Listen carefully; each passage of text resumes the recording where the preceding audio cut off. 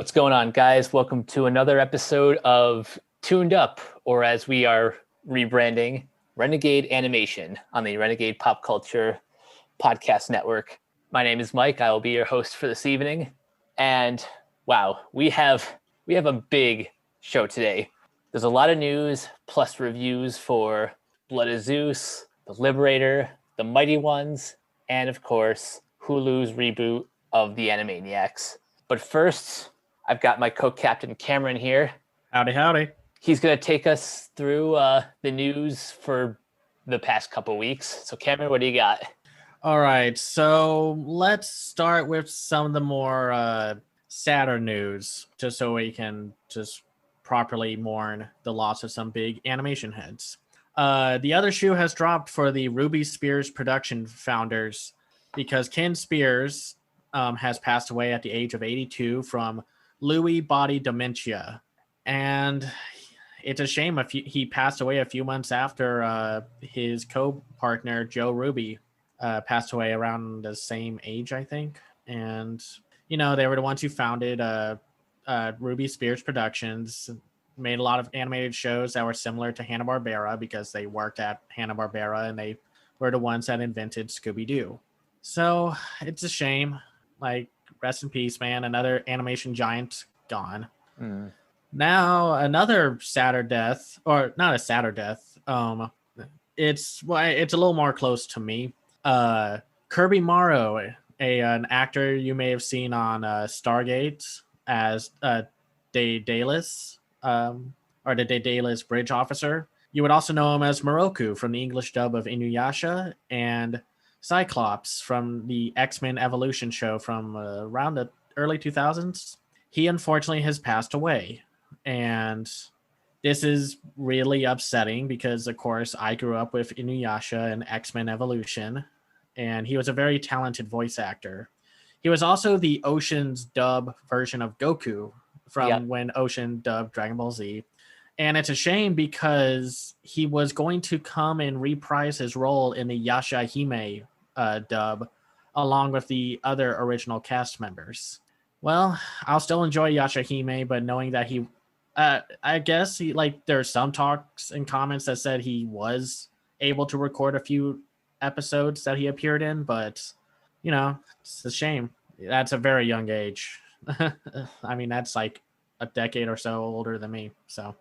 And unfortunately, we lost another animation veteran. A Canadian animator and director named Hannah Kukal has passed away from the worst thing in the world, cancer. She worked on a lot of stuff from Daniel Tiger's Neighborhood, Katie and Orby, and was a main head in Ferngully, The Last Rainforest, Anastasia. She worked on Space Jam, The King and I, Joseph King of Dreams, and Osmosis Jones. It's a shame, you know? Like, we keep losing these people, and sometimes a lot of animation fans don't know who these people are. So hopefully we have educated y'all on some of these important people who have either worked in the industry or voiced some of your favorite characters. Yeah, it's a shame that we lose these people either so young or to terrible diseases. Yeah. Well, I guess the only thing we can do is keep moving, and that's what we're going to do. We forgot to mention this a couple times. Paramount's animated film Rumble, the big giant kaiju monster fight wrestling thing with Will Arnett and Terry Crews, has been delayed from January to May 2021, which hopefully, if we have our stuff together, we will be able to see it in the theater and then talk about it. We'll just have to see. But I also wouldn't be surprised if they just put it on demand or Netflix buys it. I don't know. It's like I want to have optimism for Paramount's animation lineup, but I don't know. It just seems like some of the films that have come out this year were probably just like, I don't know, a disappointment with if they were in theaters and whatnot, you know? Yeah, my optimism for Paramount Animation dwindles almost every day. Yeah. No, I hope it's good. I hope their stuff is quality, even though they're working with a company that has hired a dirtbag. But we won't get into that. So Snoop Dogg and Vince Vaughn are going to be working on a animated comedy with Snoop Dogg, who is also executive producing with his manager and business partner Ted Chung and Vince Vaughn. And it's called Oaklandia. I'm kind of happy to hear that there are more animated shows and stuff coming to Amazon, because like I said a while back when we were talking about what was that, Invincible, that superhero show? Yep. That I felt like Amazon kind of gave up on animation. They had like a good start, but then just puttered out. But yeah, we have other people involved with Victoria Vaughn and Peter Billingsley joining the cast, and the project is written by and executive produced by Daniel Dominguez, who worked on Genlock and Seis Manos, and Chris Powell, who so sounds promising. It is kind of interesting to see another rapper joining into the animation scene, since we just talked about Ludacris making a show for Netflix. Specifically with Snoop Dogg, though, it's interesting how this is his first like major step into animation. Like you think he would had more to do with it earlier in his career. Yeah, and he's kind of like been like, I know some people like to make fun of like who he was and then now like who he is now, just kind of like maybe a slightly cartoonish version of what people think of him. And he's been in like he's voiced like different animated characters. Like he was in Black Dynamite, and there was this one animated TV film for Adult Swim. I forgot what it was called, but it had like T-Pain and a bunch of rappers connected to it, and it was actually kind of interesting. But anyway, so there's a Discworld adaptation for Amazing Maurice coming out. And it has 2 cast members joining, and they are Hugh Laurie and Amelia Clark. And Discworld is by the famed late author Terry Pratchett, which had a quirky sense of humor and just a very offbeat style of storytelling and such. So I don't know. I think it looks kind of cute. There's a picture of it, and this cat looks like Hugh Laurie from House. just a facial look of it and such.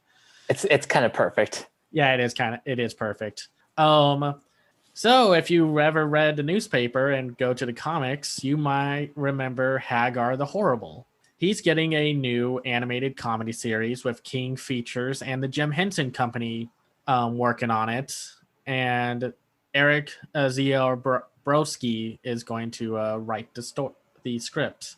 I'm kind of curious because as like popular as those newspaper comics, or the comics that started in newspapers and whatnot, have been, they rarely get like proper animated like projects. You might see like a special here and there or like a TV show, but I'm surprised that it's taken this long for Hagar the Horrible, since he's a very like I remember reading Hagar the Horrible when I was younger. Same. Any thoughts? I just want to see whatever the Jim Henson Company has in mind. I vaguely remember some of the shorts from like the late 80s, but unlike Peanuts or Garfield, Hagar the Horrible never really got that major animation spotlight. Mm-hmm. Well, let's see. The series will be made using Henson's digital puppetry studio, and Zielbrowski has previously worked on like American Dad and Don't Trust the Bee and Apartment 23. So I hope it's good. Like I'm curious to see how they translate it. I hope they don't try to focus test it, because Hagar had a very charming sense of humor about itself. So we'll just have to see how it goes. Webtoon, the digital comics company, has launched a production division which will be focusing on it's a multimedia project. Basically, they're going to make movies, shows, and interactive stuff based off of their I guess not notorious but polarizing webcomics. because not all of their adaptations in anime form have really worked out, especially with stuff like Noblesse, and you may vary your experience with The God of High School. And I'm sure this is happening because of the recent Crunchyroll buyout. So they're going to be like, okay, we don't really want to rely on Crunchyroll, so maybe we'll work on making our own stuff. But we'll have to see. Any thoughts about it? Not necessarily. It's more just a wait and see for me. Yeah, same here. I don't know if I brought this up already. So there's a rumor going around that Cars is going to be made into a TV series for Disney Plus, and they want to bring back Cruz Ramirez in Lightning McQueen. And there's not a whole lot to talk about right now. There's apparently like Keith Ferguson is going to voice Lightning McQueen, and they're trying to get Cristela Alonso for Cruz Ramirez. And Corbin Blue has apparently joined the cast, who is a part of High School Musical. And he's going to be a character he voiced in Cars 3, Cam Spinner. And supposedly Larry the Cable Guy is going to return as Mater. And Brett Ewan as Bobby Swift's crew chief and Tony. I guess I'm not shocked. I guess I feel like this should have happened sooner than later, like after the 3 films have been made and whatnot. Yeah, but we'll have to see. It's not super official, or it's not an official like confirmed thing. But yeah, we'll just have to see where that goes. So former Netflix Veep Eric Barmack's new company called Wild Sheep Content is joining. They're not joining. They're making a adult animated romantic comedy series based off of Mirka Andolfo's Sweet Paprika. And basically, if you've heard, I mean, like, I'm sure if you're an online webcomic kind of person, you'll recognize the title of it and such. And it's going to be directed by Gabrielle Penacchilio, who's worked at like DreamWorks for 25 years. And also worked on Love, Death, and Robots. Yeah, The Witness. That's a trippy short from that series. He's also writing and illustrating it. A Sweet Paprika comic series to be produced, probably just to set up to be alongside it. So we'll have to see. I'm kind of curious to see how, I guess you could say like the adult comedy animated scene is very hit and miss, because you get stuff like Close Enough, and then you also get stuff like Hoops and Crossing Swords, and maybe it's something in between like Star Trek Lower Decks. But from the visuals that I've seen of Sweet Paprika, it looks pretty promising. I like something that looks a little different than what we normally get. And with the guy behind The Witness, it should be good. Yeah, looking at that teaser image, this looks like it could be a lot of fun. Yeah, I can't wait. So I guess we might have a mouse infestation, because we have to talk about the Tom and Jerry trailer, which is, we're not going to tackle it because I don't really consider films like the Tom and Jerry movie coming out to be like in the animation category, unless it was something like Cool World or Who Framed Roger Rabbit.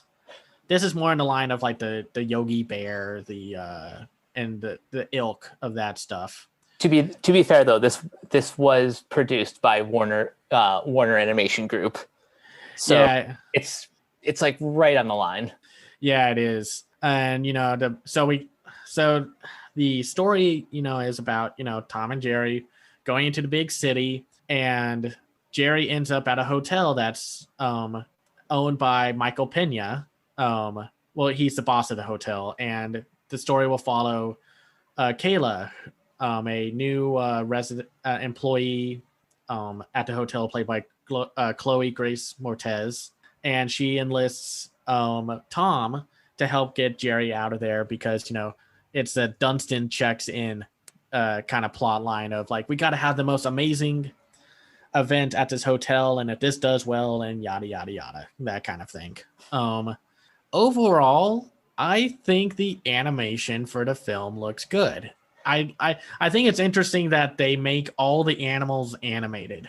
I don't know if there's ever going to be an in-universe like explanation for that, but I like that. I hope there isn't. Yeah, no, I don't want that to happen. I think that's going to be kind of like a fun detail to not explain to anyone. And in terms of the animation overall, it looks pretty good. I think it's very fluid. The characters look like they do. They don't try to go that like Yogi Bear route where they have like the hyper real textures and creepy looking designs and such. They look like Tom and Jerry. It's like the Rocky and Bullwinkle movie from like 2 decades ago. Mm-hmm. And do you have anything to say? I'll say this. This is a great proof of concept for what we could expect for Space Jam Legacy, because I've been curious for like the longest time, like how the Looney Tunes are going to look in that movie, and if they look as good in that as they do in Tom and Jerry, mm-hmm. then I think there's potential there. Yes. As for this movie itself, this plot is clearly borrowed from the 90s, which is fine. I'm like I will still go check this out, and I'm sure it'll be just fine. Yeah, no, this one will probably be harmless. I mean, if it can be like as somewhat appealing as the Sonic movie from this year, that'll be fine. Like we're not expecting anything great, but I just don't want anything that looks or feels like all of those movies, like the Smurfs live action movie, the Fat Albert one, and it's, I guess some of the talent has me worried, like Tim Story, who worked on Barbershop, The Fantastic Four, and Ride Along. And I mean, I like the cast, like Ken Jeong and Rob Delaney and such. I'm a little disappointed, and this is just a fan thing for me, and I've heard this everywhere else. I kind of wish they took the recordings of Tom's yell from the old cartoons. Yeah, yeah, go ahead.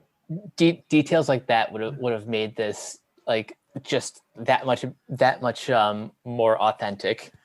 Yeah, because that's a very iconic yell. They're like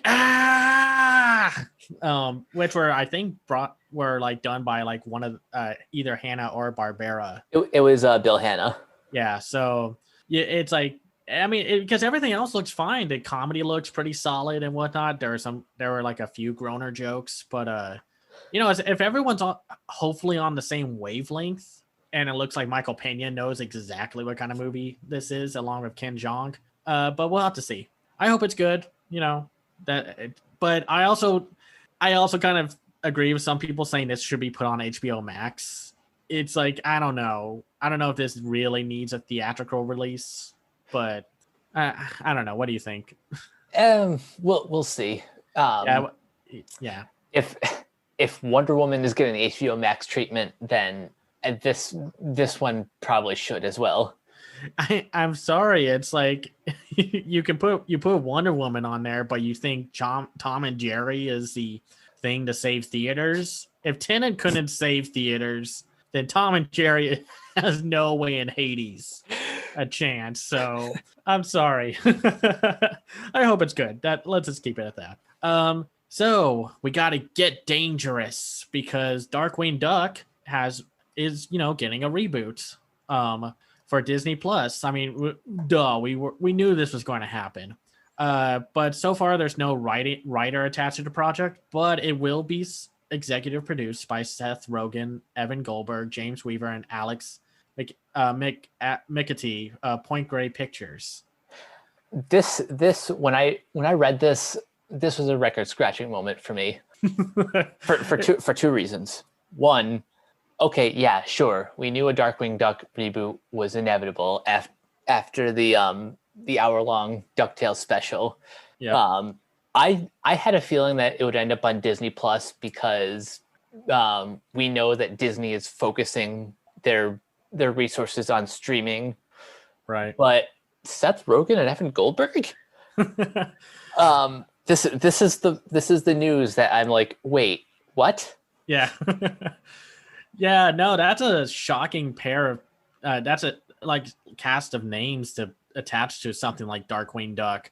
But I'm looking forward to it. If this is going to be anything like their like adaptation work on The Boys and so on, I think that will be this will be a pretty interesting reboot. Now, here's a question: would you like this more in the spirit of DuckTales, or would you rather this have its own energy? No, that's a good question. Personally, I've gotten so invested in the DuckTales world that I would like, if it was up to me, I would rather just like those versions of the characters continue.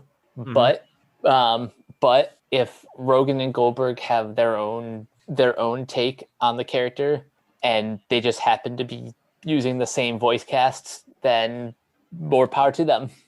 Yeah, it'll be definitely interesting because at least like if they do keep it in the same spirit of DuckTales, crossovers will make a lot more sense and will not be distracting, because I know like when Disney had all of their animated series crossover back in the early 2000s, it was a little distracting because some of them obviously had way different art styles compared to one another. So we'll have to see. I think this sounds like a promising project. So the Critics' Choice Awards have been revealed, and their animation categories, categories have been really varied. So let's just quickly go through some of the categories. So Best Animated Movie, we have Onward from Disney and Pixar, Over the Moon from Netflix, a Shaun the Sheep movie, Farmageddon. I'm surprised, but also happy to hear that this one got in.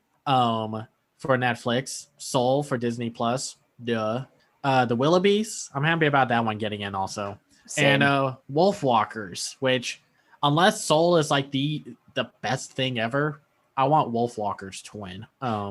But that's just me. I reserve my thoughts on that until I see Soul, but otherwise, Wolfwalkers is my number one. Yeah, so best voice actor in an animated movie, we have Jamie Foxx for Soul, Will Forte for The Willoughbys, Tom Holland in Onward, John Krasinski in Animal Crackers. That was a shock to me. I was kind of happy to see that. Chris Pratt in Onward, and Sam Rockwell in The One and Only Ivan, which I haven't seen, but I've heard people kind of like that one. Same. Best voice actress in an animated movie, we have Tina Fey in Soul, Honor Kniefsey for Wolfwalkers, Maya Rudolph in The Willoughbys, Philippa Sue in Over the Moon, Octavia Spencer in Onward, and Ava Whitaker for Wolfwalkers. I'm really glad Wolfwalkers is like on this list so much. Just because I feel like Cartoon Saloon needs so much love and they don't get enough of it.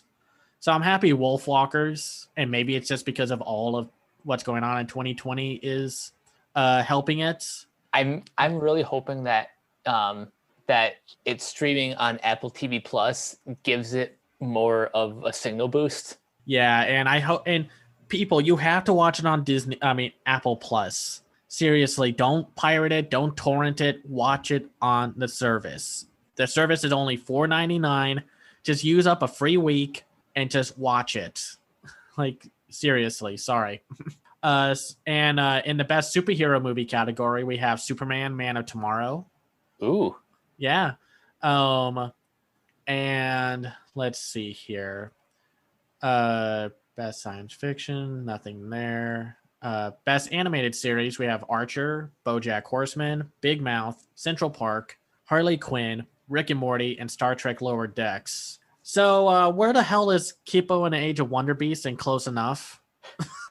Seriously, guys. Really? You put Star Trek Lower Decks on there and not Kippo or Close Enough or like the Fungies? There are way better shows like there. Like, come on. Like, BoJack doesn't need another nomination. But I understand that because it ended this year, they're going to give it a nomination. And Big Mouth, I'm a little surprised there since it's coming out on December 4th, the new season, I mean. And I don't know. It's annoying. But this is what happens when HBO and Netflix, you don't advertise your work. Do it. Seriously.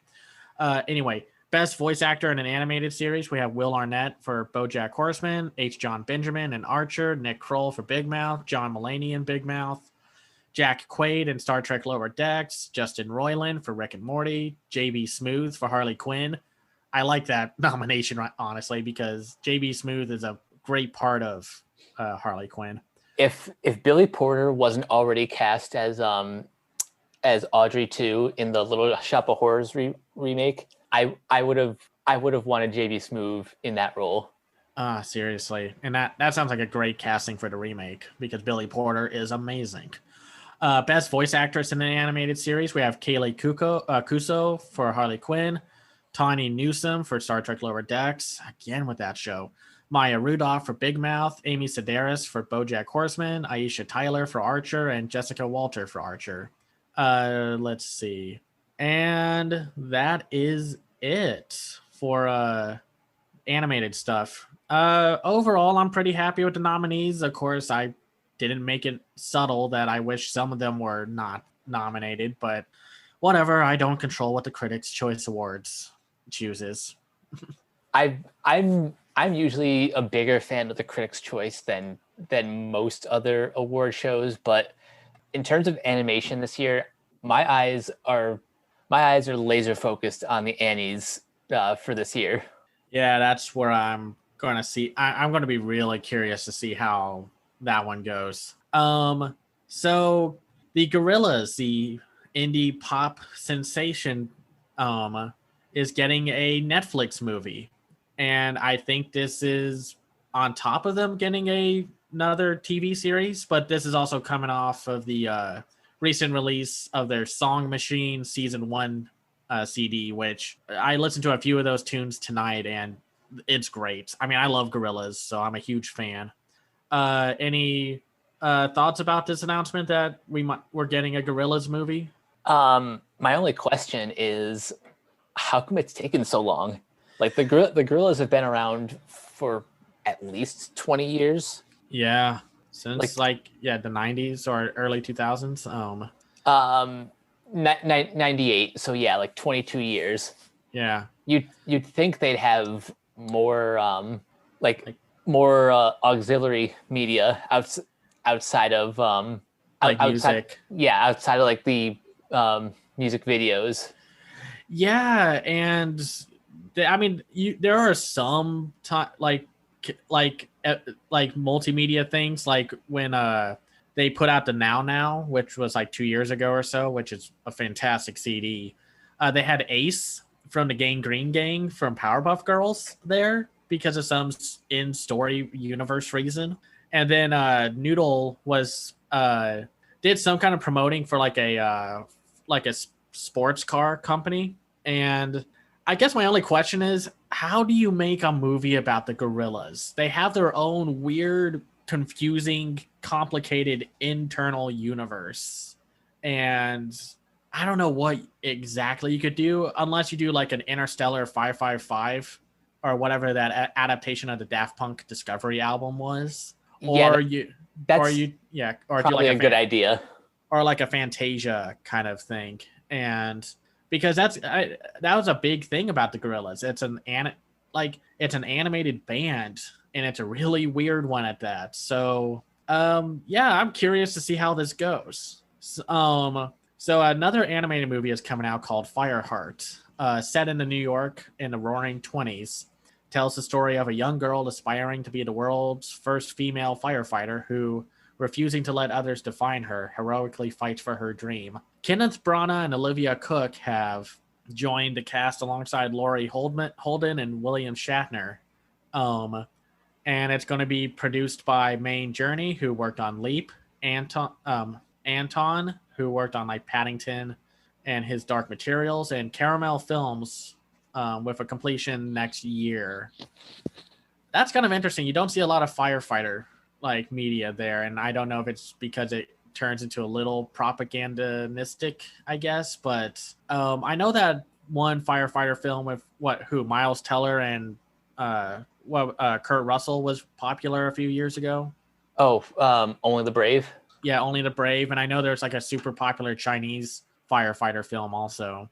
I just want to add this in because I just think it's kind of an interesting announcement, and I hope it's good. We'll have to see. The Los Angeles Animation Festival has launched a animation label called, well, Laugh, because LAAF. And they're basically doing what G Kids does. They're going to bring over foreign animated films. They will be bringing over The Last Fiction, which was the first Iran-made animated film to be submitted to the Oscars last year. And I have a trouble pronouncing this, even though I've seen it. I saw this next film last year at Animation is Film called She, but it has like a capital S, H, and then a lowercase e, which is a Chinese stop motion film that's all like done in like a world made of shoes and such. This is big to me because I'm working on an editorial talking about this, that as much as I love G Kids and I just want them to bring over everything, they're not going to be able to get everything. And the fact that it takes like months for an announcement of a purchase or like getting the rights to a movie, there needs to be other competition, because 11 Arts is kind of doing their own thing with bringing over anime films, but they're kind of picking random ones. Like they're going to bring over a new one that's based off of a TV show that's coming out, I think, next year. And like Shout Factory kind of not gave up, but they kind of like stopped bringing them over. And there are so many animated films from overseas that I really want to see and I want to support legally. I don't want to find them on like a website or something that I'll torrent or illegally watch from.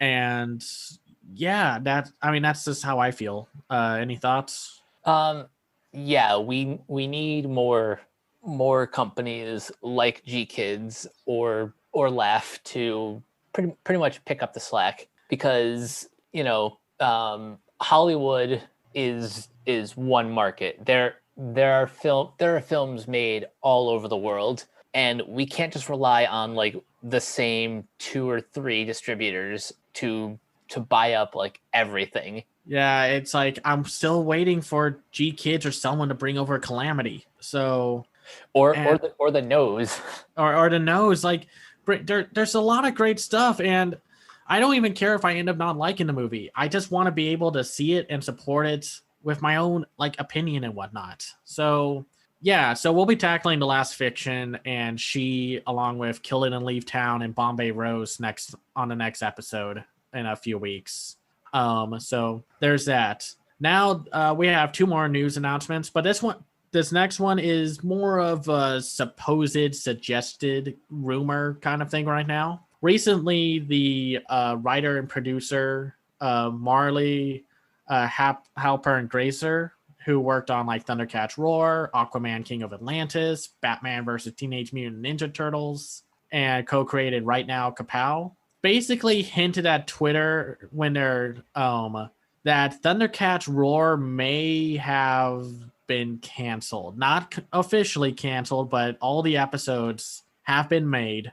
And yeah, so, and there's no real fate or idea of what's going to happen with Thundercats Roar, which, if a lot of people remember, it was shown off 2 years ago with a trailer, got instantly hated on because, of course, that's what stupid fanboys do. They hate on anything that's different or new or not made for them. It got delayed by a year and then was released this year, and it really just nobody paid attention to it. It kind of went under the radar. And yeah, so any thoughts? Eventually I will give this show a chance, but like the fact that it's getting canceled should surprise literally nobody. I hate to say it, but I think fans of the franchise and Warner Brothers kind of overestimate how popular Thundercats as a franchise is. The original show that was made in the 80s is not all that great. It's nostalgic because it was one of the few shows to beat to the finish line the show first, and then a toy line came later.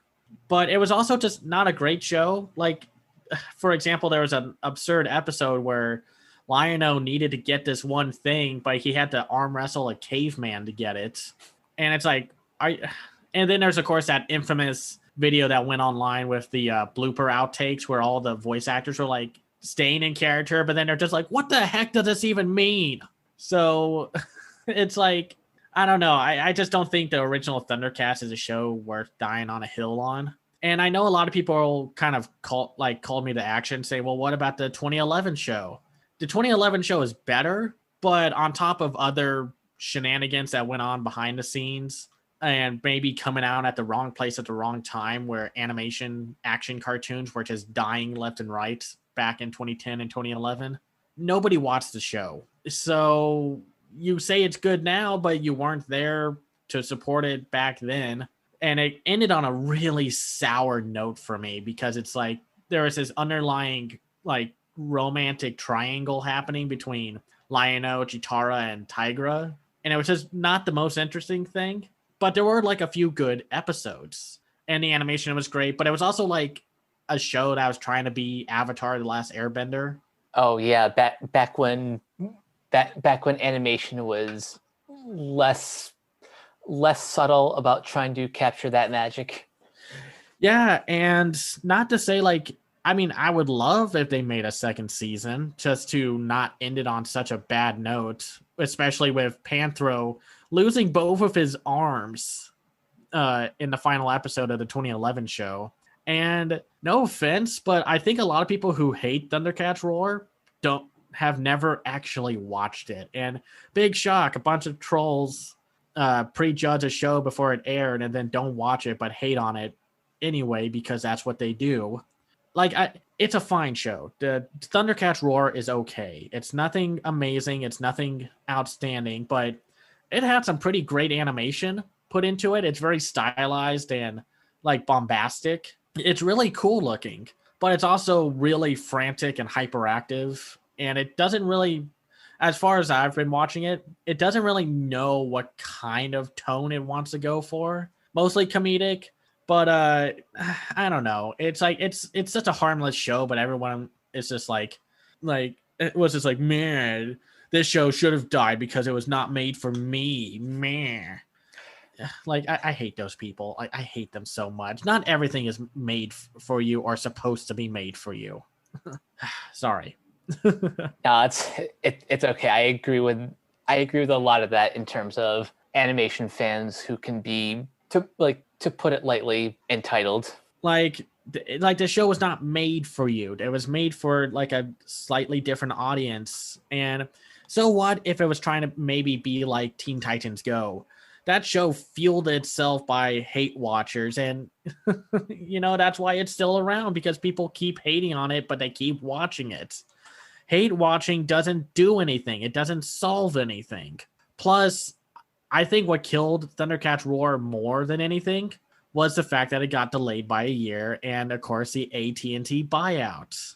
Like, that thing is a looming death cloud over everything right now. And like, even though there's like some talks right now that HBO Max might be saving Venture Brothers, it was still the fact that AT&T killed Venture Brothers. So for Adult Swim, and the Trick Moon situation, and Crunchyroll getting bought out by Sony, who also owns Funimation, that buyout is going to be like just a looming plague on projects. For whoever is working on them and whatever the fate is for some of those shows. But that's what we're going to talk about. It's not official that it got canceled, but we'll have to see. I wouldn't be shocked if it got moved to HBO Max. But let's talk about probably one of the more exciting announcements for next year. There's a new animated movie and a TV series coming out. The movie is called Arlo the Alligator Boy, and it's going to also have a series called I Love Arlo by Ryan Kriego, who worked on Home, Adventures with Tip and O, Puss in Boots, and Shrek Forever After. The animated series will have 20 11-minute episodes, and the animation will be handled by Titmouse, who worked on like Big Mouth and Midnight Gospel and Metalocalypse. So the plot is, upon learning that he is from New York City, a wide-eyed boy who is half human and half alligator, I'm not going to ask how that happened, decides to leave his sheltered life in the swamp and search for his long-lost father. The movie, Arlo the Alligator Boy, will launch Arlo's journey as he meets a group of misfits who quickly become his new family. Once Arlo's adventures land him in New York City, the series I Love Arlo will kick off as he and his newfound crew set up shop in an abandoned seaside neighborhood and help bring it back to life. The voice cast includes singer and American Idol contestant Michael J. Woodard, Grammy-nominated musician Mary Lambert, Michael Flea Balzari of the Red Hot Chili Peppers. That's amazing. Yes. Annie Potts, Tony Hale, Brett Gelman, Jonathan Van Ness, Haley Zhu, Jennifer Coolidge, and Vincent Rodriguez III. Ryan Kriego will serve as the executive producer and director of the movie and executive producer and showrunner for the series. Blake Lemons, who worked on like Sanjay and Craig, will serve as the supervising producer of the film and co-executive producer for the series. Original music for the film and series is created by Alex Garingas, who worked on Trolls and Home, with original songs by Kriego and Garingas. This sounds like a great film, and I love the art style that they show. But what really got me excited was the Instagram post by David De Pasquale, who posted a clip of a musical number from the film, and the full clip is on Instagram, and it looks great. Just great visuals. The animation looks fantastic, and the music sounded just fantastic. This show is definitely up my alley. I mean, I've been saying for a while that if you want good 2D animation, Netflix pretty much has you covered.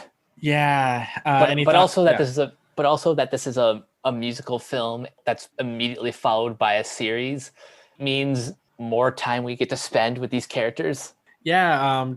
What did you think about the clip? I didn't get a chance to see the whole thing, but of what I did see, I fell in love with instantly. Oh, it looks great. It's definitely one of my most anticipated movies and shows for next year, because we don't have a lot of them, or at least we don't know a lot of them right now. So we'll have to see. I know Netflix makes a lot of baffling decisions, but we'll say it again. They are a bastion for animation right now. So yeah, I can't wait to see it. And that covers up all the news. Well, speaking of Netflix, I believe it's time now to talk about one of the shows that I unfortunately was unable to catch. So let's start with that one. Let's start with Blood of Zeus. Righty, Roo. So this is the new animated action adult series by Powerhouse Animation Studios, the same studio behind Castlevania and Seis Manos. And it is created by Charlie and Vlas Parlapanides. It is set in the world of Greek mythology. The series revolves around Heron, the demigod son of Zeus, voiced by Derek Phillips, trying to save Olympus and Earth. And an evil demon guy wants to bring back the giants and that the gods fought long ago and sealed away. And yeah, so it's a lot of action. It's Powerhouse Animation. So a lot of action, a lot of gore, a lot of drama. And I did watch the entire series. And unfortunately, I'm wondering if I'm just, me and a few other people are wondering if we're just kind of not getting what the critical acclaim this show is getting. Because it has and of course, take it as a grain of salt, a 100% rating on Rotten Tomatoes based on 19 reviews. And because I don't think this show is very good. And a lot of that is because I don't think the story is as compelling, and I just don't think the action is as good. And since we have stuff to compare it to, like the old Ray Harryhausen Greek mythology action adventure films like Clash of the Titans and Jason and the Argonauts and the Sinbad films he worked on. And then, of course, the video game franchise God of War. It's not very good, or at least I didn't find it to be as interesting. It's probably the most generic action show they've made. And that's just because we've seen the Greek mythology so much, and there's just nothing new or interesting about it. But do you have what questions do you have for me about this? Because I'll be happy to answer any. Well, I'll start with the animation. This comes from the same guys that did Castlevania. So on a strictly technical level, would you recommend that I see this? And I will eventually see it, but how does it compare to something like Castlevania? I don't think it had to be fair. This is one of their few original projects alongside Seis Manos, and it's basically on the same level. I don't think it has as like epic or grandiose imagery as Castlevania. It's more like Seis Manos. It's a little more grounded, fun, which is kind of funny. But it's like it's more obvious that they're using like lower frames of animation or something, because it's like it's a little more stilted. It's slightly clunky at points, but of course when they do go all out with the animation, it looks great. And like I guess on a technical level, sure. Just don't. I mean, I guess just like lower your expectations if you really loved Seis Manos and Castlevania. That's fair. Like the giants look great. They look very monstrous and creepy looking. But then like you look at the demon guy who, spoilers. Well, do you want to be spoiled by this, or would you rather me save this for like when you actually watch it? That's up to you. I won't say anything, even though it's kind of obvious about maybe like, because it's Greek mythology. The demon guy is going to be obviously connected to Heron, and yeah. So like, would you like to know a little bit about why I don't think this story works? Yeah, go for it. Because my like the main reason why, aside from just me being busy, I didn't get around to it is because at least in terms of this year, I've had my fill of like overly melodramatic dark fantasy. Yeah. So I was just not in the mood to be disappointed by another one. Yeah, it's the fact that it's another Greek mythology story where Athena is made the bad guy because she's kind of had it with Zeus with his shenanigans. I mean, it's all of these Greek mythology stories could be solved if every single god and goddess just kept it in their toga. So I'm sorry, but that's like the whole thing with the Greek mythology, from what I read and remember from. It's that like, hey, I'm going to be a deer, and then I'm going to go grope and have some fun with a human man or woman or something in between. And it's just like, like, I don't know. It's just like, it's a shame because Athena has always made the villain in these kind of stories, or not Athena, maybe Hera. Hera. And it's just not interesting. And then it's like some of the gods are like with Hera, and then some of them aren't. And then, and I don't know. It's just like, it's so boilerplate in terms of a story, and it's just not interesting. And then it's like the human designs are I think what also hold it back. They're just not interesting. They look very boilerplate, generic.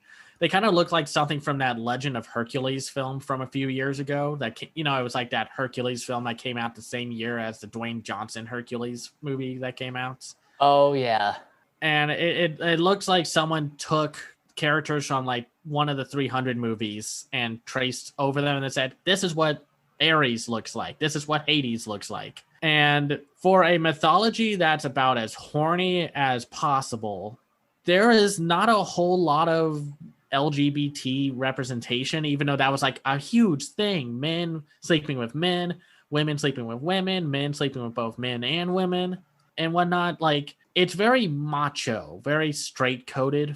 And like you see maybe Helios in bed for like a minute or like a second with a man and a woman, but that's about it. So, and I don't know. It just seems like this was aimed at boys, or it's like how manga entertainment aimed their anime and whatnot with like, we got a male market, so we got to curse and swear and bring over all this violent garbage over. And it's just not interesting. And the fact that there's a season 2 in the talks makes me more disappointed that they do stuff like cancel BoJack Horseman early, or cancel Tuca and Birdie that got saved by Adult Swim. It's a lot. It's very frustrating. Yeah, and the fact that like Netflix never really shows their numbers means like we don't really know what makes a success and what doesn't. And it's like there is an interesting theme within Blood of Zeus where it's about how anger and power corrupts individuals. And to be fair, I do think the voice cast is pretty decent. You got Derek Phillips, Jason O'Mara, Claudia Christian, Elias Tufexis, Mami Gumar, Chris Diamantopoulos, which is interesting because now I can't help but think of Mickey Mouse being voicing one of the gods. He voices Evios. Jessica Henwick, Melina Canacaredes, Matthew Mercer, Ade Tokumbo M. Cormac, and Adam Crosdell. And to be fair, they do have a few Greek actors in the roles, which is nice, but it's also very British. It's pretty much like the Clash of the Titans situation where it's like, look at all these British people portraying Greeks. So it's just like, I mean, no, I guess it must have been too much to ask to have Jason Mantzoukas in here. So, because he's actually Greek. So probably would have made a more interesting series. But yeah, I'm disappointed by it. It's not the worst. I'd rather watch it over Crossing Swords and Hoops. But in terms of comparing it to action shows, it falls short of any of the anime we've watched and Kipo and the Age of Wonder Beasts. Well, to be fair, nothing compares to Kipo. Yeah, no, Kipo is so good. I know. Why can't we just re-talk about the entire series again? But yeah, if you want to watch it, if you're curious, go ahead and watch it. You may like it more than me. That's okay. Because we live in a world where difference of opinions in terms of art happen. You don't need to be a jerk if you disagree with me or my co-host or anyone else on the website. Exactly. So watch it if you want. It's pretty low on my list of the worst to best of this year, but it's like in the bottom of the okay category. So I guess let's move on to the next show, which is the Peacock and Hulu original, which I don't know how that works. The Mighty Ones. Yeah, The Mighty Ones.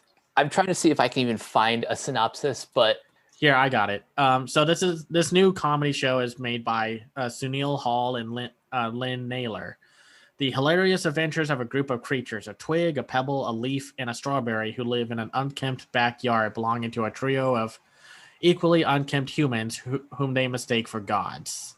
So you didn't fully finish this series, which there's not, don't worry about it. What did you think about this show?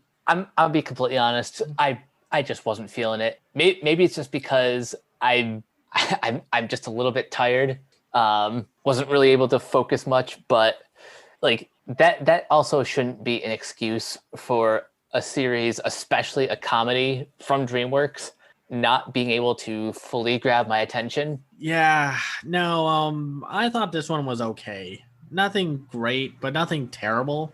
I think I liked it a little more than you, but I was rewatching some of the episodes, and then I was just kind of like, I really want to just rewatch Animaniacs right now. And that's unfortunate because it came out around the same time as the Animaniacs reboot. So I guess like I'll start with some pros. For one, I kind of like the idea that the vibe is going for. It's kind of like you and your friends hanging out in someone's backyard and making like small adventures with like whatever you find back there. Like I like that feeling of it because it definitely reminds me of my childhood and like playing around in the backyard or going swimming or going to the front yard and jumping on a trampoline and just talking with my friends. It certainly has a playful tone, which I can appreciate. Yeah, and I do like the voice cast. Where we have Josh Brenner as Twig, who we know as what's his character's name? He's on DuckTales. He's the Steve Jobs parody. Oh, yeah, he's Mark Beeks. Yeah, he's Mark Beeks. And then we have Alex Cazares, who's Very Barry, the sadistic Barry character. Who I actually like her. She's kind of my favorite character in the show. She was in stuff like Victor and Valentino, The Casa Grandes, Boss Baby. She was in Cleopatra in Space. She was that little alien with the sound translator around its neck. Oh yeah. Igeki. Trying to say that 5 times fast. And definitely like other stuff. And then we have Jessica McKenna, who was Roxy, who, if you watched Rise of the TMNT, she was April O'Neil in that incarnation. And Aqualad in DC Superhero Girls. And then we have I think probably my favorite performance of the bunch, Jimmy Tatro, who plays Leaf, and he's also in he was in 22 Jump Streets, the Neighbor films. He's also in Fast and Furious Spy Racers, so we'll have to get to that at some point. Oh yeah. And I kind of like the macho kind of laid back bro vibe, because you look at him and then you look at Leaf and it's like, okay, that makes sense. I can see that. Two other voice actors who I'm a pretty big fan of. Fred Tatasciore plays Mr. Ladybug. Yeah. And Eric Bauza is Ben the Stink Bug. Yeah, the voice cast is actually pretty solid stuff. Like Fred Tatasciore is also the rabbit. And the rabbit's cohort, the frog, is voiced by oh gosh, what's his name? Let's see. He was Bill in King of the Hill. Stephen Root. And it's a cute, and there's this caterpillar voiced by Greg Sipes, who you would know as Beast Boy from Teen Titans. Or like Kevin 11 from the Ben 10 franchise. And while I think it could have gone further with its absurd humor, I did like some of the jokes. Like I liked the one where they meet the Greg Sipes caterpillar, and Leaf obviously freaks out because caterpillars eat leaves.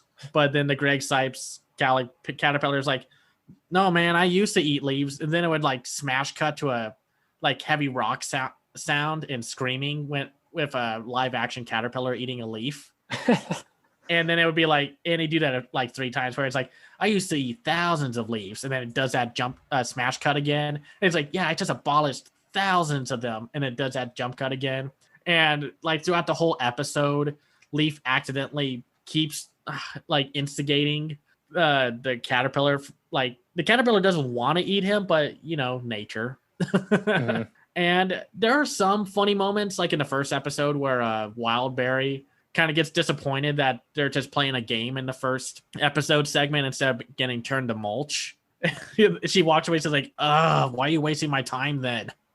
So it's like there's like little bits and pieces, and like Twig can be very funny at points, but I don't know. I think there's just something missing with this show. I don't know if it just needed a little more spice. And I mean, no, it's not fair to compare it to other shows, but when you come out at the end of 2020 and there's like plenty of competition to compare it to, it's hard not to. But I don't know. I mean, like, do you agree that I think that like, do you think there is something missing, or like what didn't really grab you about the show?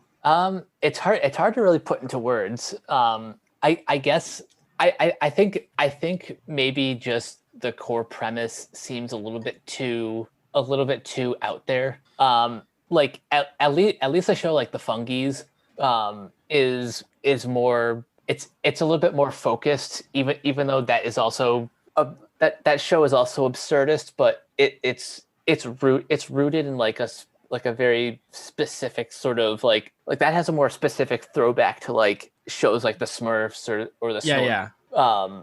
This kind of feels like one of those like early 2000s Nickelodeon shows that would probably last like a season or two and then get canceled. Oh, That's unfortunate. But yeah, I understand. It's kind of like those shows that came out also like during the time of Adventure Time, where they were just kind of throwing everything at the wall to get a new generation of cartoons made. And it's not like there are some funny moments again with like there's all this epic stuff going on with the mighty ones, but then you zoom out to like the perspective from the humans, and it's just like there's like a fire, like a blazing fire in the garden, but then it's like this tiny little flame from the perspective of the humans, or like when the caterpillar, twig, and leaf are stuck in a jar, and like the caterpillar and leaf are fighting, and then from the humans' perspectives, it's just like the caterpillar slowly going to the leaf, and then they're just kind of like, this is kind of boring, and they're like, yeah.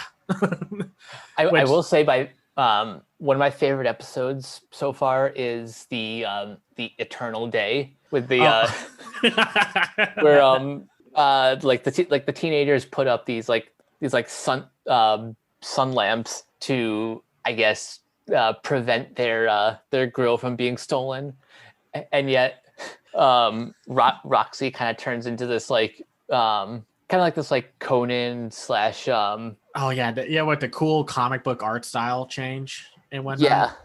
Yeah, there's little bits and pieces of that, and I kind of like at points, and maybe it's just because I was bored with the characters, I kind of wanted to know what the humans were like, because they're not very interesting. Like, and I guess that's the point. They're just normal humans, but they're also like a Hex Girls style rock group, and it's kind of a weird sign that I want to follow the humans in a cartoon more than the cartoon characters.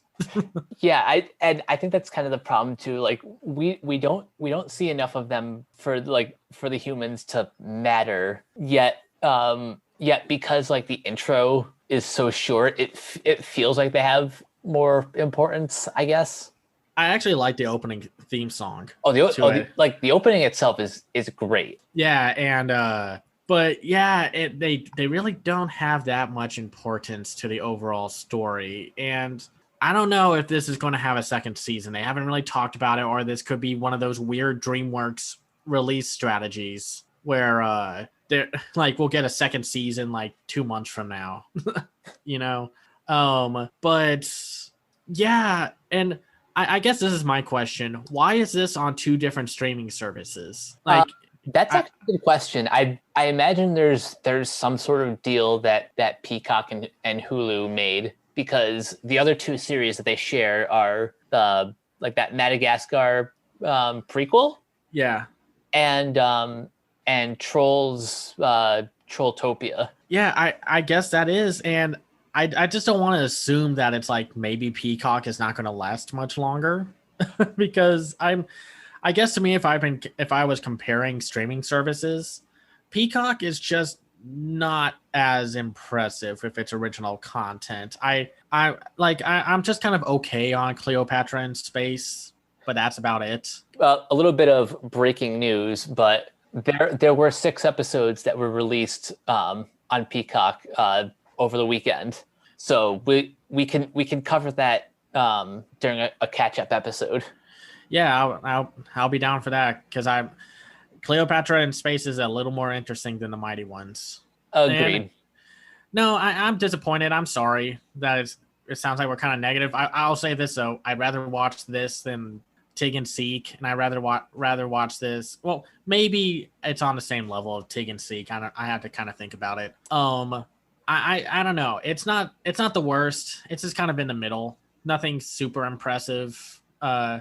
I wish it kind of went a little more with its absurd humor or premise, or played more with the whole human and then critter perspective. Maybe the fact that this is geared towards a younger audience kind of holds the humor back. Because I think this might have benefited from a more like an edgier style humor. I guess it's like I can think of like other cartoons aimed at like a younger audience, like. Buddy Thunderstruck is super fast with its humor, but it also has like a great rhythm to that humor that is kind of snide and snarky, but it's also kind of like it's like consistently funny, and it doesn't feel too fast, like to be like, oh, okay, I can't keep up with all these jokes. yeah, but it's also like super absurd. But yeah, I guess like yeah, I think the younger audience does hold it back a little. But yeah, I mean, if you want to watch it, go ahead. I can think of weaker shows to binge right now as we continue through this pandemic. But yeah, give it a watch if you want. I don't know if it'll get a second season. We'll see. But now we have to adjust tone, like a tone change, because we're going to be talking about the Liberator.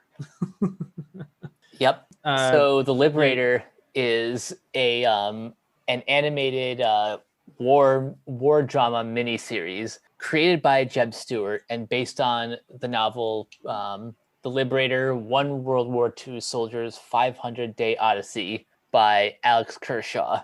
And it follows the story of Felix Sparks, who started commanding the 157th Infantry Regiment, and then worked his way up to Brigadier General. And what's fascinating about this show is that it's the first production from what are they called? Trioscope Studios. Mhm. So basically their technique is combining like rotoscoped live action actors with CGI animation. And I'll be honest, like World War II has been covered a lot in media, so any sort of gimmick that you can use to Elevate. to find a new way to tell like a familiar story is like you can't go wrong. Yeah, I mean, I know a lot of people kind of dunk on rotoscope animation, like I don't understand why, but I liked the comic book graphic novel look to the overall show or the miniseries. It gave it a different look to, like, it's not trying to be like the Robert Zemeckis motion capture films or anything like that. It's able to stand on its own in terms of a visual look. I like it, but I guess to me, I don't know, maybe it's just because I was having a hard time paying attention and just because of how many characters there are. I kind of had a hard time following the story at points. I mean, maybe I'm just dumb. Well, to be fair, they don't make it easy. It seems like they're following a couple different points in history, and if you're not paying attention, then you may miss like whether this takes place like 2 years earlier, 2 years later. But other than like one or two moments where I might have gotten lost, as long as it was focusing on Sparks and his journey, I was able to follow the narrative okay. Yeah, and it's not like there wasn't a good story. I mean, like, I give Felix Sparks kudos for getting hit with shrapnel and then being like, no, I'm not going back home. I want to keep fighting. And making his way up there, even going up to the point of having multiple charges against him by the end of the story, and then basically getting out of it scot-free. I mean, maybe not fully scot-free, but still.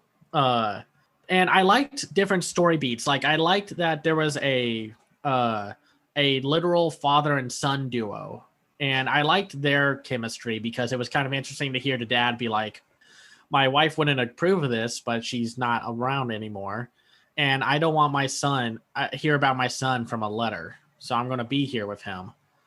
Yeah, and I really like that dynamic as well.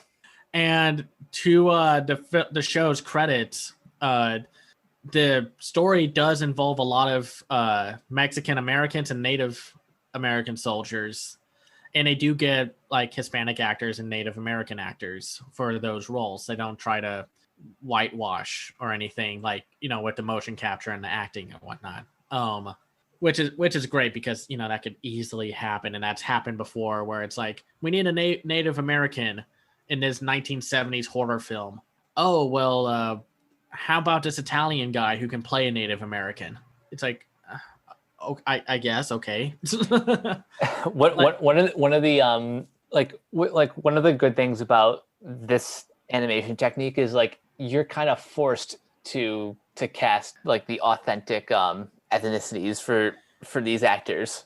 Yeah, and I did like some of them, like Samuel Coldfoot and Abel Gomez, but maybe it's just because sometimes the art style kind of made all the white guys look the same. I had a hard time following who was still alive and who was not. It's like they kind of introduce you to like 12 characters at once and then kill off a chunk of them and then introduce a new batch of characters, kill them off, and then introduce another batch.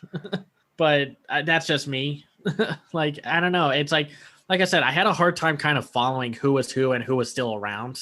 This is one of the reasons why I watch everything now with subtitles, because that helps to some extent, at the very least, determining who is who. Yeah, I mean, like I could kind of tell, but it's like it was also kind of like, well, this guy's a little more heavier set than this guy, and this guy, Native American's obviously taller and whatnot, and maybe it's just me. I think Felix Sparks isn't the most interesting character. Like, I think his story is more interesting than himself. Like, if that makes sense. No, I that sounds about right. Because I kind of wanted to hear more from like the Mexican soldier and Native American soldiers, because this was, the 1940s, and you could say that it keeps going on today. Racism was alive and well back then. So there's going to be a lot of quote unquote colorful language used. So just expect that. And what did you think about like how battles were shot and like the cinematography? Because this was, this is shortly after the whole 1917 and Hacksaw Ridge have come out. And I know 1917 is a wildly different war, but to me, I think some scenes were pretty good, but then some scenes were kind of lacking, and I think that was probably because of the motion capture technology or it's just someone wasn't thinking like, can we make this more dynamic? It was just very like the camera was very still. I think that is a fair critique, but I'll say that when it works, it really works, and I think that's one of the reasons why they decided to really push the trioscope technology as opposed to. Let me ask you this: if this was a live action miniseries, would you have been as invested as you were with the way this is presented? I think I might have, but I've also probably would have been more invested if they didn't have so many to use a Star Trek term, red shirts. Because I was just kind of, when I was watching this, I was thinking back to like Saving Private Ryan and how I could remember everyone on Tom Hanks's crew, like even like the late coming ones of Matt Damon and his two soldiers friends, or it's like how I remember the individual characters from stuff for like 1917. I guess to me, I would have needed, I guess maybe a little more invested, but I don't know. It kind of depends on a few things, and that's out of my control since I had nothing to do with making this show. Plus we don't really know how accurate this is to the source material. Like for all we know, like you couldn't just remove half of these characters unless you're only telling like, I don't know, part of the whole story. I mean, it's not like I don't remember nothing about the miniseries, because I really I jumped a little during that one sequence where they dug like these big ditches, and there's that one guy standing above the ditches saying like, "Man, I'm hearing like shots go off," and then like there's that like hellstorm of like cannon fodder that like landed and such, and then it's just like it was like, oh geez, and then it reminded me of like the beach scene from Saving Private Ryan, where it's just like everything hit the fan at once. Oh yeah. And then the scene when they're up in the snowy mountains and they're pinned down by the Nazi soldiers, and I was invested in that, and like I loved seeing the father and son realize that there's a sniper in the tree, and then like the whole sequence in the town in the 4th episode where they have to quickly go through and take down a sniper that's hiding in there among like civilians that were forced into the building so they wouldn't bomb the buildings, because they could have easily just carpet bombed that town, but they found out that like the enemy army was using humans as like a meat shield, basically. It's like, because wouldn't look really good on us if we carpet bombed a town and killed a bunch of civilians. No, it wouldn't. And I guess like my problem with trying to follow like who was still around is kind of known, like made itself known when in the 1st episode where they are talking to that either Italian boy or German boy, no, Italian, I think, and Felix kind of does like a rousing speech for everyone and kind of says like, these guys were part of the Mexican army, like ancestors of the Mexican soldiers that held off like the enemies at the Alamo and whatnot. And at first I was like, oh man, these are our characters we're going to be following. And then it's like, okay, I lost half of them. Are they still around? And there are definitely like some scary moment, like, are just kind of like gut wrenching moments, like when they get to a abandoned Nazi prison camp and they open up the train and it's full of dead bodies, and then they find a prisoner. That scene got to me. Yeah, that seeing stuff like that is never easy. Like, there's no matter what I say about that, there are some very effective scenes and moments in this one. And like, I like the scene where Felix stops either Coldfoot from going into a bar and killing an admiral who was giving him racist like BS to deal with. And it's just like, because Samuel Coldfoot was denied a promotion because racism. Mm-hmm. And then it was like, because I was denied being an admiral. And then Felix is like, well, now you are one, so let's get back to the base. Or I like that scene where they deal with that drill sergeant where he got the tar kicked out of him. And then they treated like, well, congratulations to all your promotions. I'm sorry, drill sergeant, for your accident. No, it's like, I like this one. I don't know if I'd rate it super high, but I don't know. I found it, like, overall, I found it a very good series that I just think had some story problems. Basically, my recommendation is a very simple.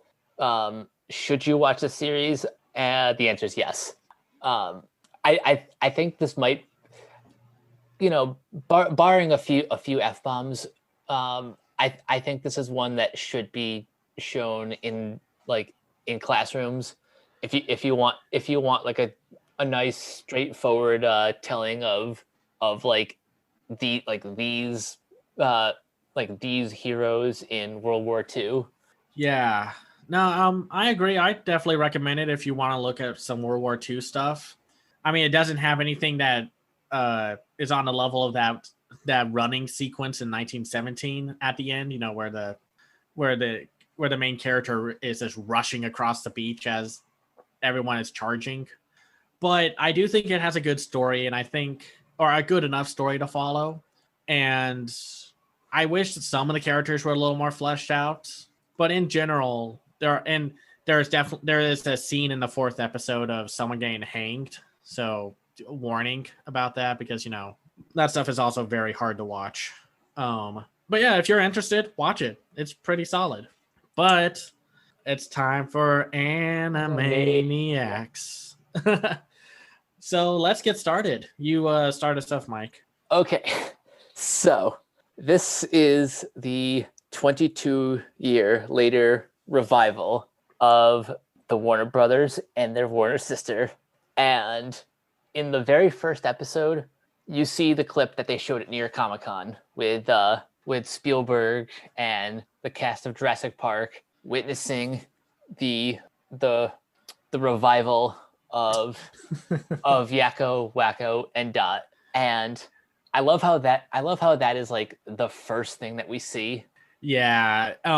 Fun fact: they do not get Spielberg any of the casts back for this, but so Andy Milder voices the Steven Spielberg cameo.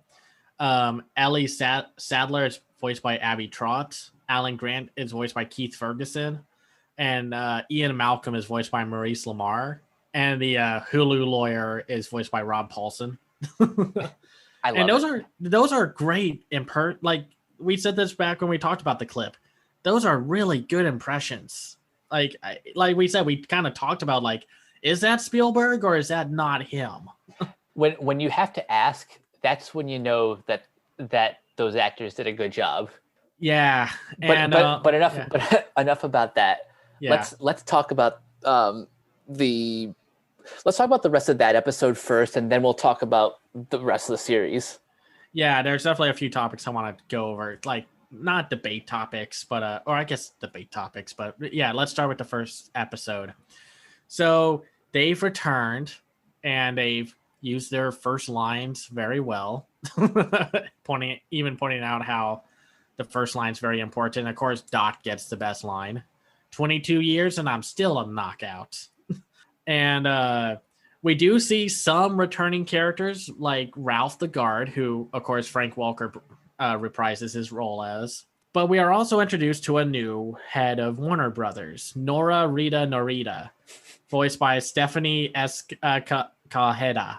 And then, of course, they do a great musical number about catching up of what happened since then, which I thought that's the first song you hear, and it's a great musical number.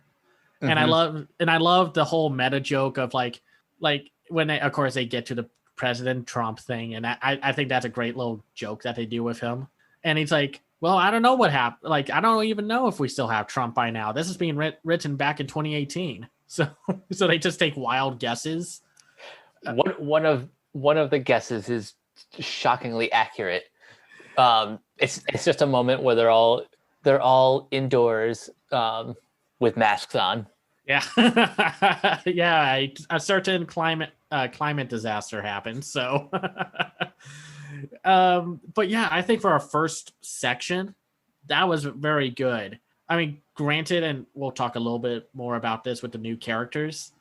Nora Rita Norita doesn't leave too much of an impression. But what do you think? Because she's like the first of the new cast of characters that we meet. I think she's okay. We don't really see her enough compared to plots from the original series, and yeah. I think they imply that that he's either retired or passed away in universe. Yeah, well, it's been 22 years, so a lot changes. Though That's true. Though Pinky and the Brain in their the episodes are set up with mostly a Warner siblings segment, a Pinky and the Brain segment, and then a short segment. And Pinky and the Brain are still alive and well after 22 years, but then again, being lab rats may have just mutated them. And I thought that was a pretty good first episode of Brain taking decades to invent the internet to basically rule everybody with because everyone is loves looking at their phones or watching TV and watching cute animal videos. Mm-hmm. And I do love the little jab that they take at Seth Meyers. let me ask you, do you think that was Seth Meyers? Because if it wasn't, that is one of the best impressions I think I've heard of anyone make. I pulled up the voice cast. It was a guy named Brendan Hunt who did his impersonation. Again, spot on. I know that's one of the best things about this show. They have so many good impressions of everyone, and of course, I love the Bob Saget, America's Funniest Home Videos parody character, Fred Bagel, and then later on we'll see a Tucker Carlson parody, who I think it was Buck Tuckerson. Yep. Which actually that's one of the best segments, but we'll get to that. And then a a lot of people got mad at the third segment in the new episode because it had first of all, it has a musical number that makes fun of reboots in general. But of course, it also piles on the fact that they are also a reboot. Mm-hmm. But it's also a super catchy song. I was humming at work today the reboot it, renew it, reshoot it, reuse it, abuse it. Lines like the music is so good in this show. Yep. Well, that's what happens when you have Randy Rogel returning as well. Because like the music's a big part of the show, and I'm so like glad that the music is still top notch. It really, this reincarnation or reboot feels just like an additional season. Like it's just like a new season. It does, but we will get into some negatives in a moment. I just have a few more things to say about this first episode. Just like the absurdity of Pinky and the Brain's plots to take over the world, and just the fact that they have spent this whole time away, plotting and planning. It's implied that they created the internet. They created like people's like dependency on social media. Yeah, no, that was very funny. I think like from what I remember, Pinky and the Brain had some of the smarter satirical element like writing of the show, while the Animaniacs and everyone else had mostly more comedy Looney Tune style antics. Like if you wanted to see like the satire, you go to Pinky and the Brain. But that's from what I remember. You probably know more about that than me since you've rewatched the old show recently. I haven't actually like rewatched that much of Pinky and the Brain, but I will agree that those segments were definitely more like they definitely leaned more on the intellectual satire as opposed to the like slapstick like the slapstick of the Warners and some of the other sketches. Yeah. But yeah, what else do you have to say about the first episode? Anything else? I mean, just the fact that they had the balls to reference DuckTales, which is like one of the best modern cartoon reboots, and also like they spend a lot of these episodes like making fun of Justice League. Yeah, we'll get to that. We'll get to those jabs in a moment. But one of my favorite moments of the rebooted song was the take something foreign and adapt it and basically ruin it. And they showed. Wait. Yeah, I want to mention that they showed Dot like literally whitewashing a fence. I just realized how funny that was. Like that's the joke.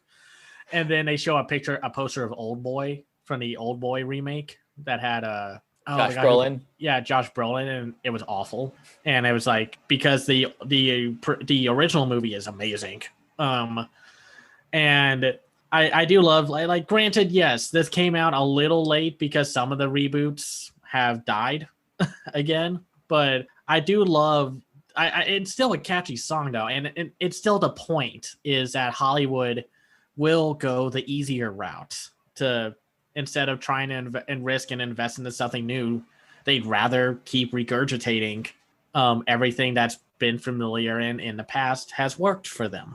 So this is one of the topic points. Like, do you think the show is a little too self-aware about its own cynical existence in a way? Like it's not cynical, but it's like they keep referencing the fact that they know they're in a reboot and they got and the only reason there is a reboot is they got a lot of money. like the whole song ends like, yeah, we know we're rebooting, but at least we know about it and that's cool. They do it in style.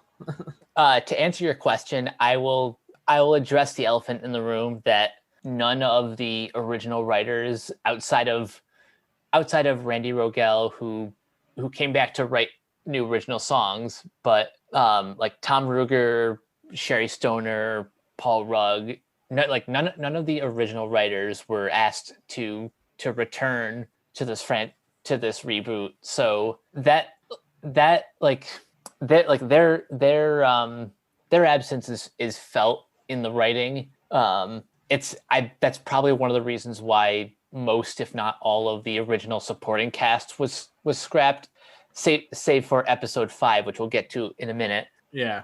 But I think the absence of the original writers is kind of why the writing in the reboot feels a little bit more on the nose in terms of its meta humor. But at the same time, like I think the people that they have on staff are just really naturally funny. Even the opening, which they updated, does a great job at taking jabs at, it's 2020, so the world is obviously different. So this cast is they joke about how the cast is like approved by focus groups. They're what is it, like pronoun neutral, and ethically diverse. No, like I guess like the question is like, do you think the meta humor of it all and of the show's existence, like, do you think, because some people have responded to it like very well, they think it's very funny, but some think it's also like maybe a little too like on the nose, I guess. I think it might be I think it might just go like 1 degree too far, but the only reason why that is like such a noticeable complaint is because these episodes feel like they feel a bit more fluffier without some of the other sketches. Yeah, let's talk about the other elephant in the room. So like you said, they don't bring back, or I guess we mentioned this, I forgot. They don't bring back a lot of the main cast from the previous incarnation of the show. So they don't have Slappy Squirrel, and they don't have like the Good Feathers and or like the Hip Hippos and whatnot. And the episodes are basically a Warner segment, like we said, a Warner segment, a Pinky in the Brain, and then a shorter segment. And yeah, I think the stretch of these segments could have been tighter, because that's what was so fun about Animaniacs, and why I think the jokes maybe punched harder back then a little at some points, because they didn't have a lot of time, so they knew they had to make the jokes hit. And they don't introduce a whole lot of the new cast, or at least as of yet. So like 2 of the only new cast members that we've seen more than once are Nora, Rita, Norita, and then the what's his name? The buff guy. Needs let's see. Like Neil Need Fist or something like that. I guess you could say that that's a problem right there when we're having trouble remembering what his name is, but I'm just trying to find his voice actor. Let's see. But let's keep talking. So they don't introduce a lot of the new cast. I mean, we do see this one rapper character that they introduce, but I don't think he's like he's like a T-Pain kind of character. But I don't think he's as. But I don't know. I guess it's like, what do you think about like the fact that they don't really have a lot of the cast in the show? Like, I like I said before, it feels the show feels lighter without them, and also kind of feels a little bit more formulaic. Like you're gonna get the Warners, followed by Pinky and the Brain, followed by a shorter segment. I think they could have done a little bit more experimentation, and to be fair, it's not like they don't. They've played around with like 3 different standalone shorts. One of them I really love is called Masterpiece Theater. Oh, that's a funny one. And it's like a dramatic reading of that classic math problem. Nancy has 5 apples. She loses 2. How many does she have left? Yeah. but they turn it into like this epic dramatic story of like a mother desperately running from the law to feed her children. Oh gosh, yeah. And then they say like next time on Masterpiece Theater, and it's like the train leaves at the station. It's like, Evan, help us! Like I wish they kind of they don't have that many more like new sketches, which was kind of disappointing to me. Like I loved, my favorite one was the gnome inside people's mouths. Oh yeah, the incredible gnome in people's mouths, which is like a weird parody of the Hulk, but instead of like hulking out, it turns into a garden gnome, and I just thought that was really funny. It helps that John DiMaggio plays the gnome, and which is great casting. Yeah. The other standalone is from the previous episode. Actually, there's two more, but one that I want to talk about is Starbucks and Cindy, which I can only imagine is one of the more last minute segments, because really what the short is like, I'm only assuming this. Yeah. Like one of the animators took a recording of their daughter just like spouting out like childish nonsense and then just animating over it. Yeah, I think that's exactly what it feels like. It feels very improvised. Like they just recorded someone's daughter saying all these things and then animated around it and made kind of like a small little plot. It's basically like this alien leader brings his alien force down to Earth, but you find out that these aliens are like super tiny, and the leader gets stuck with Cindy and he's basically being tortured. Yeah, it's super funny, and the animation's a little different, which I enjoyed, and it's just like it's like, and it's also, I think one of my other favorite segments was this is what goes bump in the night. Oh yeah, things that go bump in the night. Yeah, and it's like they're funny. I just wish there was a little more consistency with them among the episodes, because I did think they were funny, and but it's like they kind of play them more at like the end of them, like of the show, and I guess I wish they were a little more varied and like among the the 13 episodes and whatnot. But yeah, I guess let's also go into some of the other talking points. I wish these weren't talking points, but they have to be, because this is for some reason something that people think is a bad thing. Let's talk about the political humor used. Yes, let's. So I hate talking about this because the original show was political. This is nothing new. So, oh, by the way, the beefy macho character is Niels Neidhart. That's what it was. And at first he's just kind of like a basic Schwarzenegger parody back when specifically when he was a a bodybuilder. But then it's like with how absurd they go with him. Like I just found myself actually loving him. Oh yeah, I like the Olympic sketch, but I think his second appearance in the finale is funnier.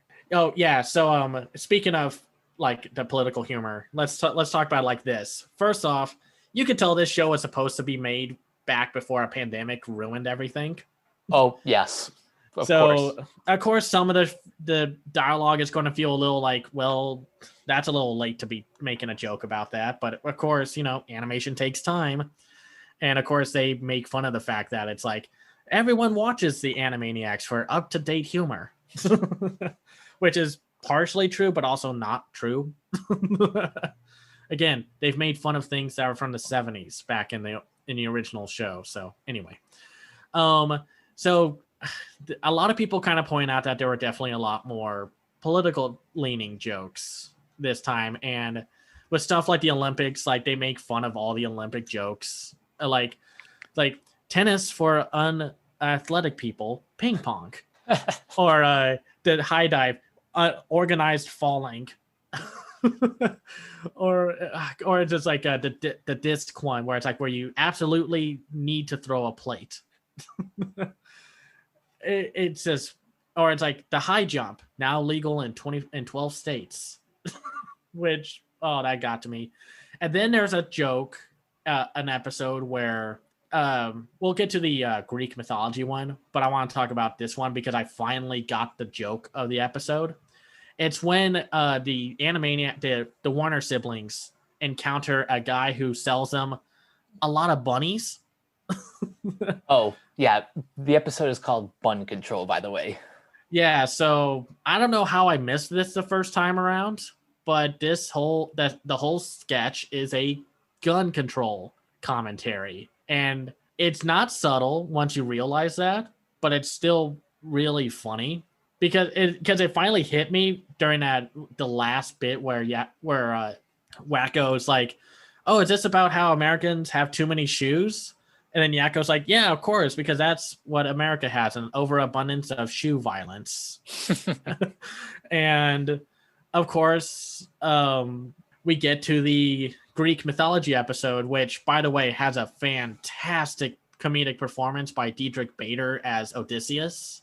And of course, at the end, he encounters a Cyclops that just happens to look like Trump, which again, though, this show is known to attack everyone. It's going to make fun of everything. And honestly, a lot of the jokes are more lightweight than I think they could, than I think I was expecting. I was expecting maybe more scathing comments or jokes.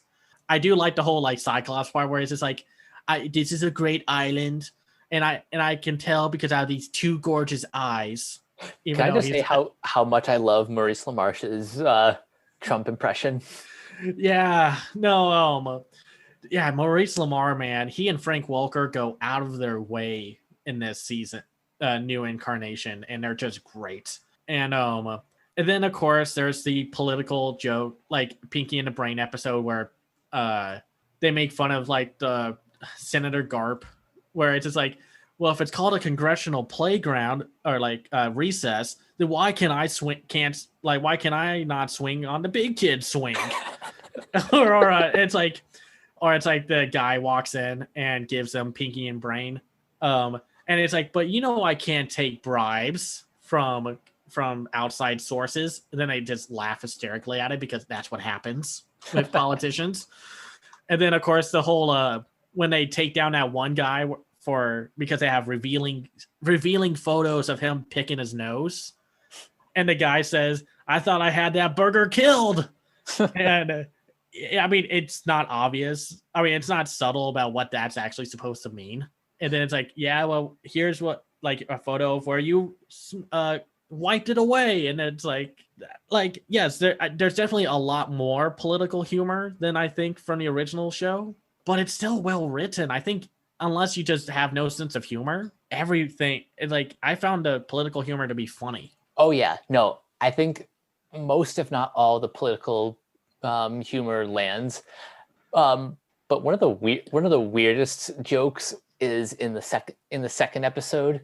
The closing sketch is called Suffragette City, which is the premise is on the 100th anniversary of the passing of the 19th Amendment. Dot takes to Washington to march for cartoon characters' rights to vote. Yeah, I kind of I was like, oh, this is kind of cute, and then I watched it again today, and I was like, wait a minute, it's such a weird, like, hard left turn from what I thought the song was going to be. What's the first part is the overall song is great, by the way. It's just like, I don't think there was actually a bad song in this season, but yeah, that's the one song where it takes like a weird left turn into a wildly different commentary. And considering some of the news stories that were around during the election, it's very timely. Though I do like, one of my favorite jokes from that episode is still the Benedict dragon, which is yep. The whole joke of him being called Benedict and a dragon is, of course, Benedict Cumberbatch playing Smaug in the Hobbit films. I also love how the title is "How to Brain Your Dragon." And but yeah, no, and then of course there's the episode which one is it?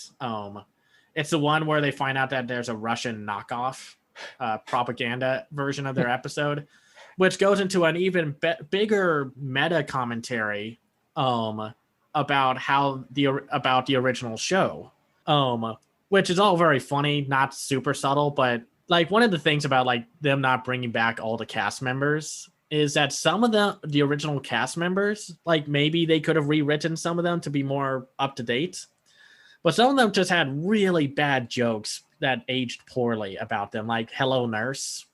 Like, and they make fun of that aspect because like the Russian ripoff version is like, the joke is that it is funny that female has high medical job. And it's like, wow. But it's like, I mean, what do you think? Because that was the like one of the more not subtle in your face jokes with the whole Russian aspect. The Russian version of the Animaniacs theme is probably it's probably one of the clips that I've rewatched the most. That and the cutening scene. Oh gosh, yeah. Like that song, like the cutening song, is such it's such an earworm that I don't think I'll ever get it out of my head anytime soon. It's going to be like that Lego Movie 2 song. This song's going to get stuck inside your head. Oh god.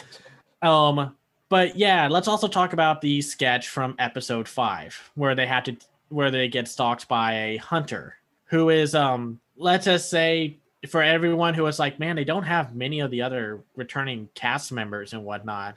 Well, this episode kind of pokes fun at that aspect by introducing a hunter who basically hunted and didn't taxiderm them, but it was implied until the very end. Though, is it true that the character that does end up being like how do I word this? The character that it's not like the hunter is actually not a hunter per se. He's actually and I guess we'll spoil this. It turns out that it's Chicken Boo. And is that true that Chicken Boo was not a popular character? I don't know if I can really confirm that. I'm sure there's evidence out there that he was one of the less popular characters. I mean, it was like our friend Ruben kind of pointed out, like, oh my gosh, Chicken Boo's like a dirty joke, like a walking, talking dirty joke. And it's like, you look back, you think, I thought back to those sketches because the whole sketch of Chicken Boo was he was dressed up as a human and nobody realized he was a human until the very end and then chased him out of town. There's definitely a cruder aspect to that character. But and then, of course, they show all the characters at the end. And are like the characters from the previous show. I don't think it was as mean-spirited as some people made it out to be. I think that's in the eye of the beholder. I just think it's fun. I just find that clip funny. I posted that that still of all the supporting characters like getting ready to beat on Chicken Boo. I posted that on Twitter with the caption. This was the reaction of the supporting characters when they learned that they were not invited to the reboot. And there were some where it's like I wouldn't mind seeing back, but some of them would either have to be updated to be a more modern take on them. Because I know like the Hip Hippos and Mink, like their sketches kind of don't age well, or they don't. I was never a big fan of the Hip Hippos because it was definitely like a very late. I mean, I guess like it was biting. It's the Simpsons situation. It was a biting joke and observation back in the day, but now it's like, I don't want to see that. And I guess to me, because they talked about saying like, hey, we would love to bring back more of the original characters if we get more seasons.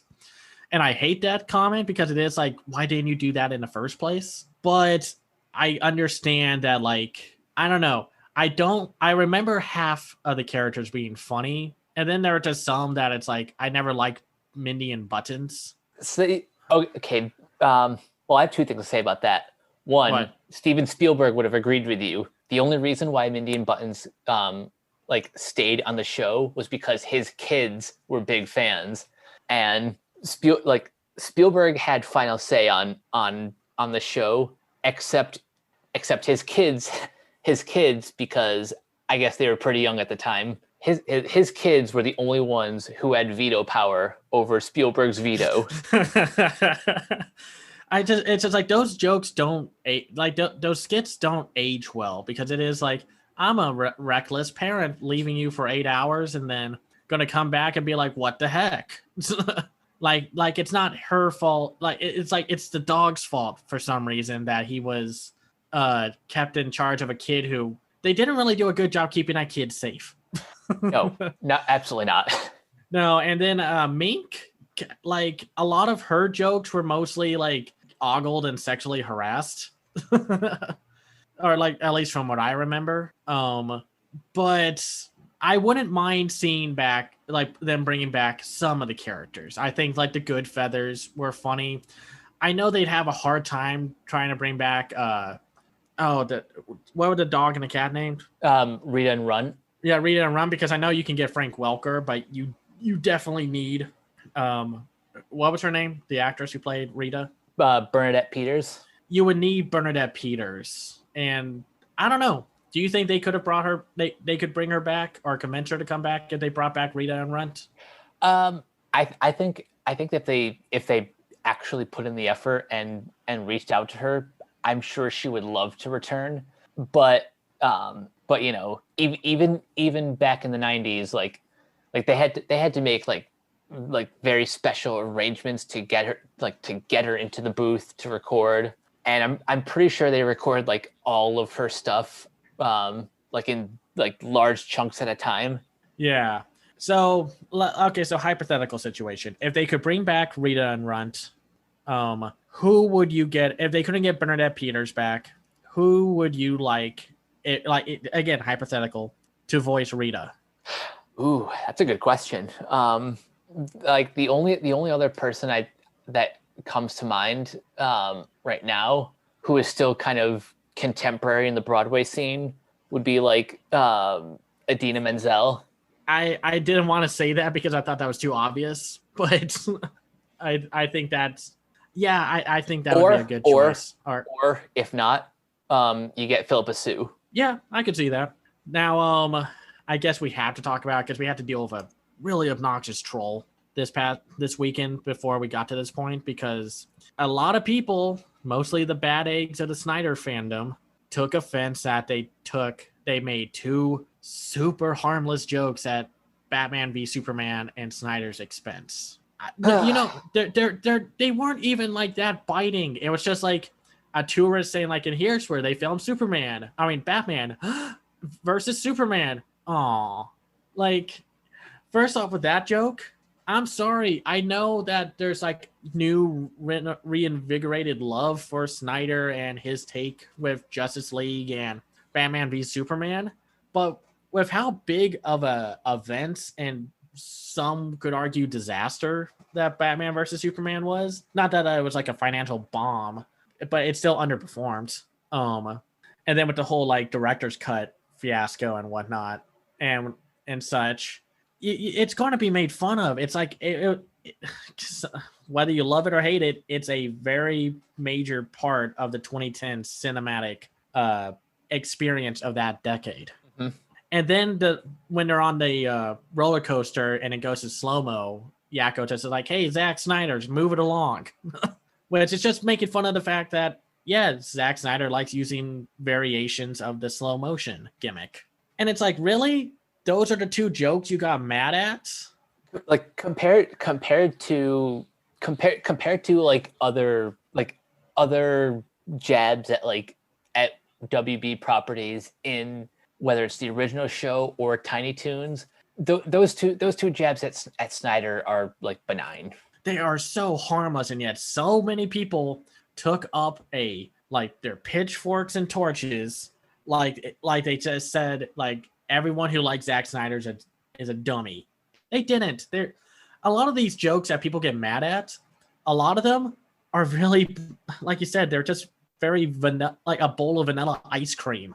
Like there's nothing special about them. And knowing like some of the stuff that's like Snyder has said in interviews or other film projects that he's done, they could have easily gone more like at his other stuff. But of course, because Batman versus Superman happened, they're of course going to go after that. They do that all the time. Like the original basically made fun of Pocahontas and the fact that like Disney was just super reliant on the whole Disney Renaissance style of filmmaking back then.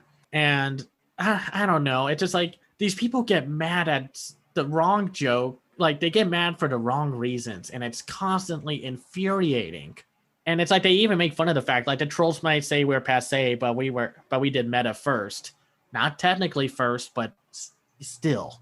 Mm-hmm. Like so many cartoons were made, like comedies evolved because of Animaniacs, because Animaniacs and Spielberg had a certain style in mind. So the next time someone gets mad about, well, anything in the reboot, but like specific jabs at like a film that you like, I will point them to the clip from the original, the please get a life foundation. Yeah. Yeah, I mean, like I don't know, like a lot of people got mad, like just to go a little off topic, a lot of people got mad at people saying like I don't know if you saw the article where Christopher Nolan got phone calls from his filmmaking friends saying like, yeah, we had a hard time hearing what your characters were saying in your movies. And it's like, you know, like I'm sure if Animaniacs made fun of that aspect, I'm sure Nolan would get a kick out of it. You can't work in Hollywood unless you have a sense of humor about yourself, because comedy, like everything is so connected now. Comedy is going to go after whatever they think they can make into a funny joke. I'm genuinely surprised that there wasn't even like a single Christopher Nolan jab. Maybe we'll see more later. Maybe, or because I know DuckTales got to that first when they had that Christopher Nolan parody who was voiced by Edgar Wright, which was, you know, that's funny in its own right. Mm-hmm. But like, yeah, really, I don't really have that many complaints. I do think like they needed more sketches. Like, I guess I would have loved to have seen a return of Good Idea, Bad Idea. That was one of my personal favorites. I like that. And what was the name of the kid? Oh, Randy Beeman. Oh, well, which one was that one? That was the kid who would like run outside, tell this like really like off kilter story. Oh, yes. And then he would end with, okay, bye. And then run back inside. I mean, like in general, I found a lot of these episodes in this first season funny, and we do see a return of Dr. I want to say his name correctly, Scratch and Sniff. Yep. And Rob Paulson, of course, is on point. Like, really, it's amazing how on point the voice actors are in this show. Like great impressions, and just like, hey, it's been 22 years, but we could still voice these characters like these were made yesterday. And then, of course, there are some great performances from like people like Grey Griffin, and I loved the Edward Snowden parody and how he was obsessed with his plant, with the plant. And I just thought, the punchline for that sketch was hilarious, a little bit predictable, but also totally worth it. Yeah.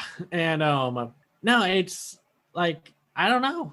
I thought this was a pretty great overall first season, and I like yes, I do want them to bring back some of the original like crew members and some of the original cartoon casts. But like one of my favorite like sketches was the whole silent one where it was like a security camera watching Ralph, and then the whole like vampire incident during that thing. I laughed my head off because it was just a whole sketch like reliant on just visual jokes and storytelling.